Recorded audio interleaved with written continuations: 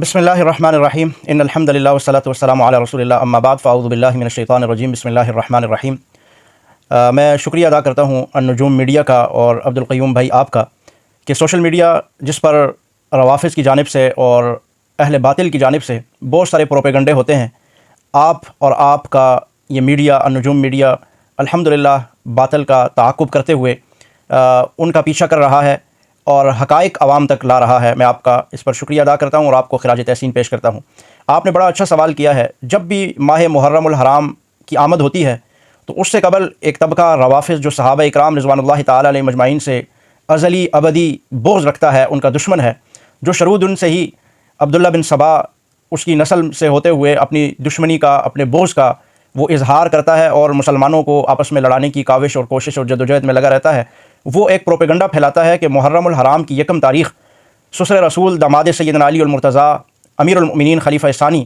سیدنا عمر ابن خطاب رضی اللہ تعالیٰ عنہ کا یوم شہادت یکم محرم نہیں بلکہ 26 یا 27 ذوالحجہ ہے۔ اس پر تاریخی حوالے سے تاریخی روایات بڑی واضح ہیں۔ آپ تاریخ کی معتبر ترین کتابیں اٹھا کے دیکھ لیجئے، چاہے وہ سنی ہوں چاہے وہ شیعہ ہوں، یکم محرم الحرام کی تاریخیں بڑی وضاحت کے ساتھ ملتی ہیں۔ اور ایک بات تو میں واضح کرتا چلا جاؤں یہاں سے کہ یہ تاریخی روایات ہیں اور تاریخی روایات کے اندر اختلافات ہوتا ہے۔ جیسے کہ میں مثال دوں آپ کو، نبی کریم حضرت جناب محمد رسول اللہ صلی اللہ علیہ وسلم کی ولادت کے حوالے سے کئی روایات ہیں اور کئی چیزیں، کئی روایتیں اور کئی تاریخیں وہ آتی ہیں۔ 8 ربیع الاول، اسی طرح 9 ربیع الاول، 12 ربیع الاول، مختلف تاریخیں ہیں، لیکن مسلمان جس پر عمل کرتے ہیں اور جو مشہور ہے وہ 12 ربیع الاول ہی ہے۔ اسی طرح سیدنا حضرت عمر رضی اللہ تعالیٰ عنہ کے حوالے سے جو ان کی شہادت کی تاریخ ہے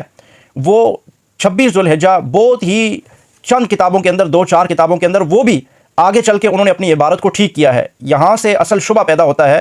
ایک تو یہ ہے کہ روافض پروپیگنڈا کرتے ہیں، دوسرا یہ کہ شبہ پیدا کیا جاتا ہے کہ جن کتابوں میں 27 ذوالحجہ لکھا ہے انہوں نے حضرت سیدنا فاروق اعظم عمر ابن خطاب رضی اللہ تعالیٰ عنہ پر حملے کی تاریخ کو ہی شہادت کی تاریخ قرار دیا ہے، جبکہ آگے چل کے انہی کتابوں نے خود یہ بات لکھی ہے کہ سیدنا عمر رضی اللہ تعالیٰ عنہ حملے کے بعد 3 دن 3 راتیں وہ اپنے زخمی حالت میں رہے اور پھر جس دن ان کی تدفین ہوئی وہ یکم محرم الحرام ہی تھی۔ یہ ان کتابوں کے اندر بھی موجود ہے، لیکن بہرحال جن کتابوں نے صحیح انداز میں اس عبارت کو نقل کیا ہے، جن میں موجود ہے، ان کتابوں کا حوالہ میں آپ کے سامنے ان کے حوالہ جات یہاں رکھتا ہوں کہ کن کن کتابوں کے اندر یکم محرم الحرام سیدنا فاروق اعظم رضی اللہ تعالیٰ عنہ کی یوم شہادت کا ذکر ہے۔ سب سے پہلے آپ دیکھتے ہیں جی تفسیر الاسلام، یہ کتاب ہے۔ یہاں حضرت عمر رضی اللہ تعالیٰ عنہ کی شہادت جو ذکر کی گئی ہے وہ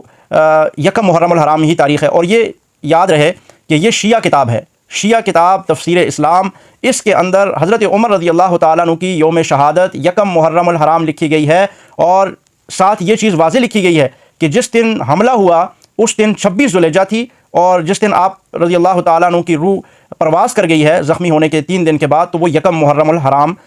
کا دن تھا، اور آپ پر حملہ کرنے والا ابو لؤلؤ فیروز تھا۔ اس نے دو دھار خنجر سے حملہ کیا جس سے آپ زخمی ہوئے، اور 3 دن کے بعد یکم محرم کو آپ کی وفات ہوئی۔ یہ شیعہ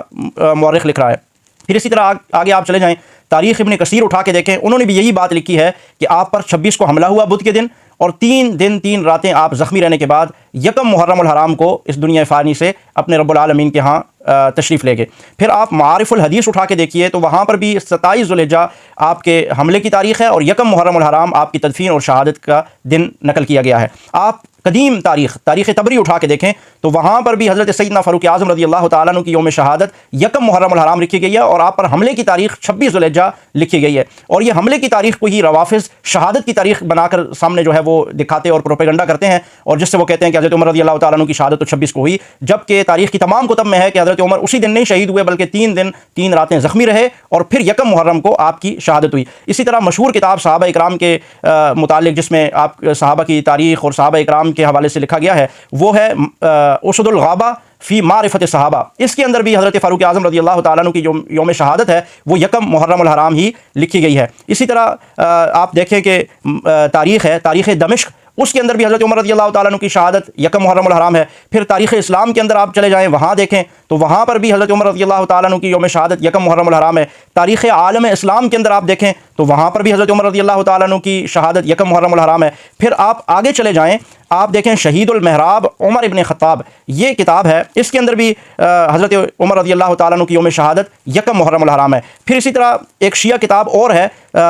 الخلفاء، اس کے اندر اگر آپ دیکھیں تو اس شیعہ کتاب الخلفاء کے اندر بھی حضرت عمر رضی اللہ تعالیٰ عنہ کی یوم شہادت یہ بھی یہی لکھتا ہے کہ 26 کو حملہ ہوا، 3 راتیں 3 دن زخمی رہنے کے بعد یکم محرم الحرام کو آپ کی روح پرواز کر گئی اور یکم محرم آپ کی تدفین ہے۔ پھر شیعہ کی مشہور کتاب انوار نعمانیہ ہے، اس کے اندر بھی حضرت عمر رضی اللہ تعالیٰ عنہ کی یوم شہادت ہے وہ یکم محرم الحرام ہی لکھی گئی ہے۔ لیکن بہرحال شیعہ پروپیگنڈا کرتا ہے، وہ پروپیگنڈا کرتا رہے گا، لیکن سیدنا فاروق اعظم رضی اللہ تعالیٰ عنہ کی عزت، عظمت، شان، مقام کے ڈنکے بجتے رہیں گے۔ ہم ان کی کتابوں سے وہ حضرت عمر کی شان، عزت اور مقام، اس کا اظہار ان کو پڑھ کے سناتے رہیں گے، لیکن ان کے دلوں پر اللہ کی طرف سے جو مہر لگ چکی ہے، ہم کوشش یہی کریں گے کہ اللہ تعالیٰ ان کو ہدایت دے اور ان کو ہم دکھاتے اور بتاتے رہیں گے۔ اور اگر یہ نہ مانیں تو نہ ماننے کا تو کوئی علاج نہیں ہے، بغض کا تو کوئی علاج نہیں ہے۔ صحابہ اکرام کی نفرت، بغض، وہ اسی کا نتیجہ ہے کہ محرم الحرام میں یہ اپنے سینہ کو بھی کرتے ہیں، اپنے آپ کو پیٹتے ہیں، اور یہ